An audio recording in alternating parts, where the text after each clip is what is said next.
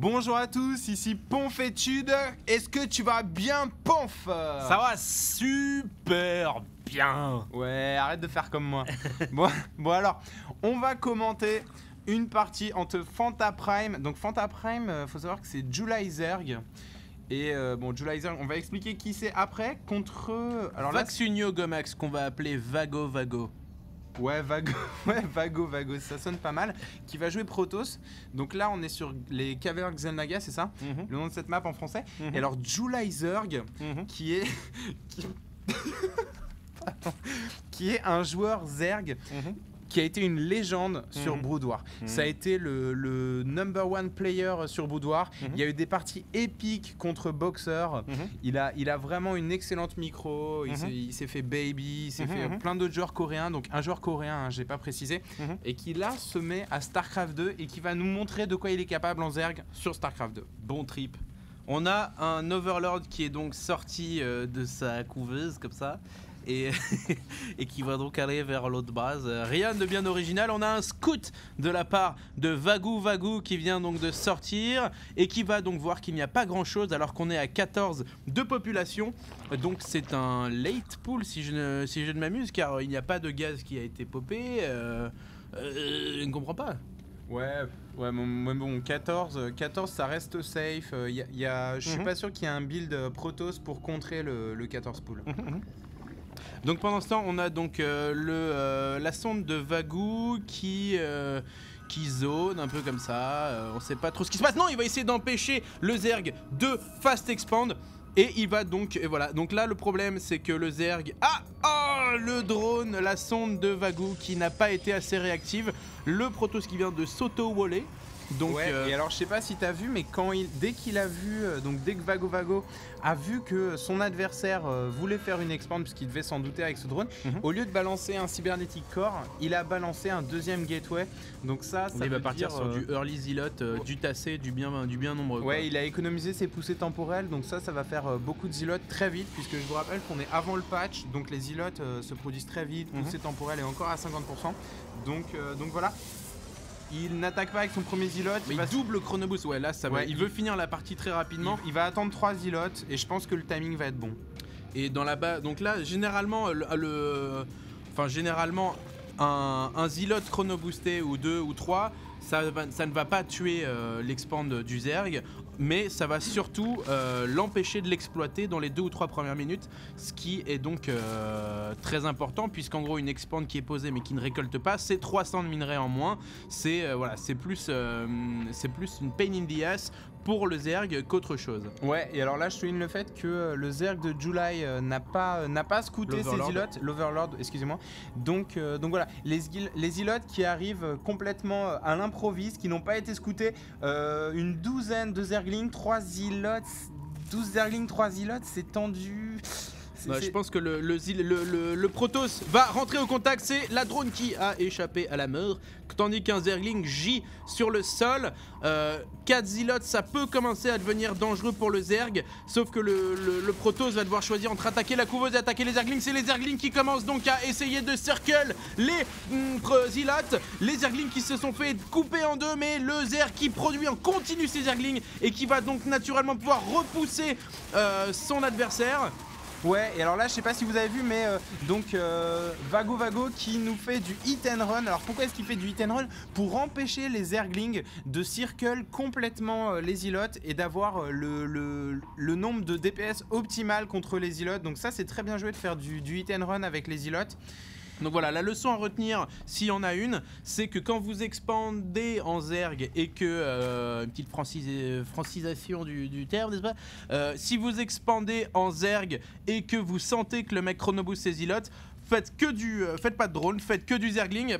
Et normalement ça passe. Pendant ce temps, les Zerglings qui sont devant chez le Protoss qui commence à tecker, à moins que ce soit pour développer pour développer donc Warp, pour popper encore plus de zealots. On a beaucoup de zealots là, je pense que le Zerg ne fait pas le poids. Les zealots qui se touchent un peu la butte et qui vont activer donc la caverne Xel'Naga. Voilà, donc on a une belle colonne de Zealotes quand même. Là il faudrait un ou deux aiguillons rampants qui permettraient aux Zergs de temporiser un peu. Ouais, ou alors beaucoup de Zerglings en plus, et c'est ce qu'il est en train de faire. Regardez, il y a beaucoup de Zerglings en production. Là, 12 Zerglings en production, ça en fait beaucoup là, ça fait beaucoup de Zerglings, 6 Zealotes. Ça reste tendu, les Zerglings qui sont accélérés. Les et qui circle des Zealotes, le Zerg qui circle magnifiquement son adversaire. Et on a vu que le Protoss recherchait, allez, fumé. On a vu que le Protoss recherchait donc dans son... Il a fait une forge, donc probablement pour rechercher l'évolution d'attaque pour two shot, comme on l'avait dit la dernière fois, les Zerglings. Il sent que ça va être un combat de Zergling contre Zealotes, donc il pousse un peu ses Zealotes. Mais là je suis pas sûr qu'il y ait un wall. Ouais, vous voyez, il a mis un Zealot ici puisque ce wall de gateway n'en est pas un. Alors il me semble, je suis pas sûr, mais il me semble que les Zerglings peuvent passer entre ces deux gateways. C'est pour ça qu'il a mis un Zealot, c'est pour ça qu'il a fait une photon, c'est très bien joué de sa part. On a une sentry qui pourra bloquer éventuellement. Ah, elle pourra pas bloquer la choke entièrement, je crois. Ouais, et à côté de ça, il est en train de rechercher l'amélioration plus 1 en attaque des Zealotes, comme tu l'as très bien dit, qui permet de two-shot les Zerglings. Donc c'est c'est très bien joué de sa part, mais quand même là on assiste à une grosse prise de domination de la part de Julaiser qui monte à 1100 de revenus contre 700 pour Vago Vago. Donc Vago Vago va devoir faire quelque chose très rapidement. Ouais, d'autant que le Zerg est en train de tecker, c'est-à-dire qu'il passe tier 2 et donc on peut s'attendre à du muta, donc là les Zealotes bye bye comme on dit, ou même des hydras si le creep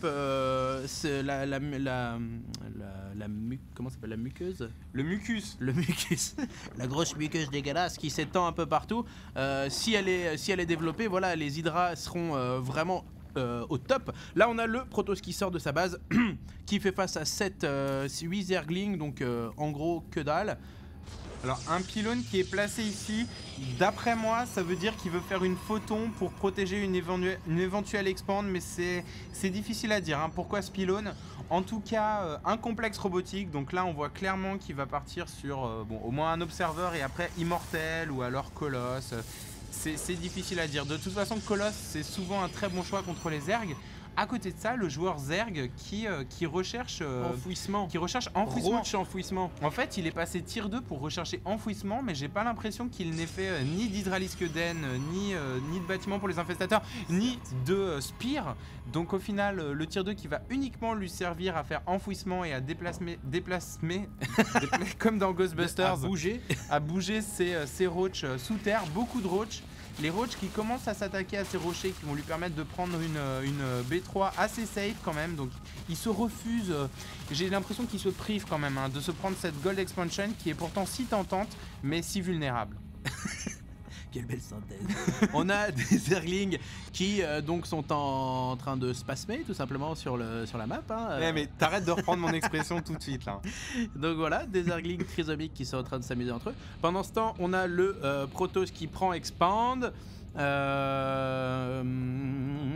Et donc c'est la menace des roachs enfouis qui se fait de plus en plus présente pour le Protoss. Ouais, mais donc... Oh bah salut Darwin, va-t'en. On travaille Darwin. Bref. Donc voilà, l'observeur de Vago Vago qui a vu les roachs. Alors évidemment il ne sait pas qu'ils ont enfouissement, mais allez, ramène ton observeur.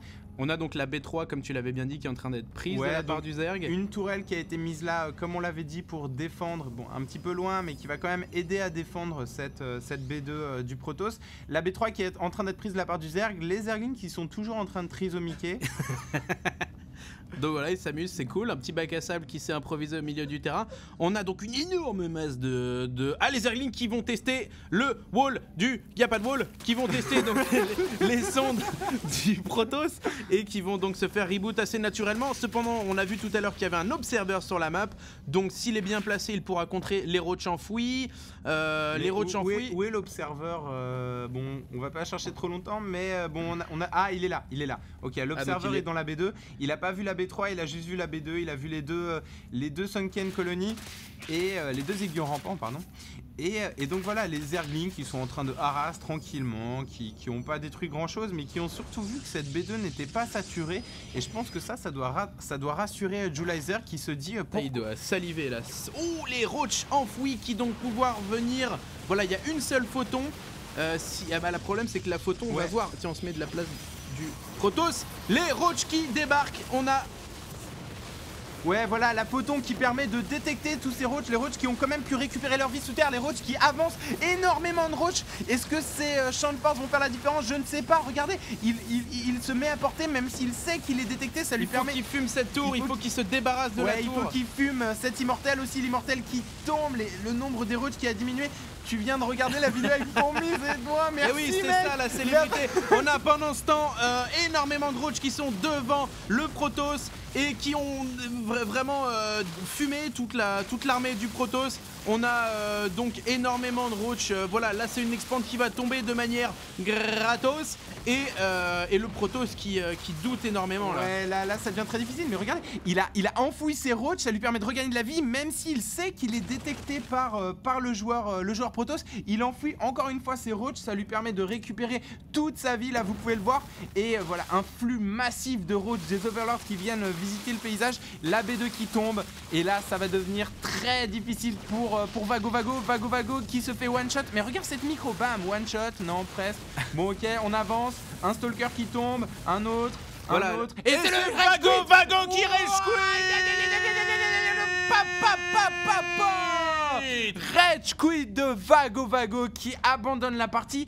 Magnifique micro de Julizer qui utilise l'enfouissement et l'attaque des roaches, le hit and attack, hit and approach comme on dit en français à la perfection. et voilà, donc qui a pris l'ascendant sur cette partie. Il a rebooté son opposant sur son expand et après la partie était presque pliée, j'ai envie de dire. La partie était pliée, merci à toi Darwin pour nous avoir suivis. Et donc voilà, le mot de la fin, séquestration. Ouais, séquestration, ouais. À bientôt.